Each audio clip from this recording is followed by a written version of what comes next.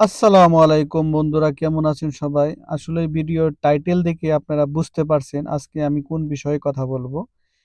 যেখানে বাংলাদেশের বিভিন্ন অঞ্চলে মানুষ এত দরিদ্র, তারা ৩ বেলা খাবার পাচ্ছে না। বিভিন্ন স্কুল, মাদ্রাসা এবং কি মসজিদ, যেখানে টাকার অভাবে মসজিদ মাদ্রাসাতে রং করতে পারতেছে না। সেই রকম একটা দেশে কিভাবে এত টাকা খরচ করে তারা হাওরের মাঝখান দিয়ে ১৪ কিলোমিটার রাস্তাকে রং করে, যেটা পরিবেশের জন্য ক্ষতিকর, যেটা রাস্তার চলাফেরার জন্য ক্ষতিকর, সর্বদিকে চিন্তা ভাবনা করলে ক্ষতিকর। শুধু কিছু মানুষের নামের কারণ, নাম ফুটানোর জন্য এই যে পয়সা অপচয় করতেছে, তারা কি এই যে বাংলাদেশের বিভিন্ন জায়গাতে যারা হতদরিদ্র, যাদের সমস্যা, যাদের স্কুলে মাদ্রাসাতে রং করতে পারতেছে না টাকার অভাবে, সেইখানে তারা এই সমস্ত পয়সা কেন দান করে না?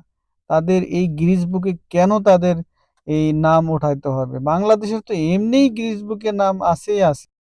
সে দেশে পার স্কয়ার কিলোমিটারে ১,০০০ থেকে ১,২০০ লোক বাস করে। দুনিয়াতে আর কোনো দেশ নাই যেখানে পার স্কয়ার মিটারে এত লোক বাস করে।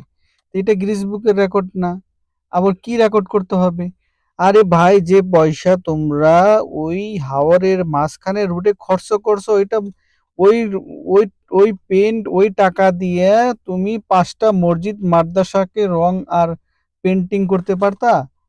তোমাদের এত টাকা পয়সা তোমরা এখানে দান করো না কেন? যেটা দেখাও যে না, আমি এখানে এই মসজিদটাকে পেইন্ট করে দিয়েছি, এই মাদ্রাসাকে পেইন্ট করে দিয়েছি। তোমাদের গিরিশ বুকে এমনিই নাম হবে। তোমরা যদি ১০,০০০ মসজিদকে পেইন্ট করতে পারো, তাহলে অটোমেটিক তোমাদের নাম আসবে গিরিশ বুকে, যে এক ব্যক্তি ১০,০০০ মসজিদকে, ১০,০০০ মাদ্রাসা, ১০,০০০ স্কুলকে তারা রং করছে। তোমাদের হাওরের মাঝখান দিয়ে রং করতে হবে? এটা কোনো কথা হইলো? পয়লা বৈশাখী বা ন্যাশনাল ডে অথবা বিভিন্ন যে জাতীয় দিবস, তা মানুষ এইভাবে পালন করে? আমাদের নববর্ষর উপরে ধারাবাহিকতা নাই। আমরা শুধু রং আর হলো ফ্যাশন নিয়েই করে থাকি।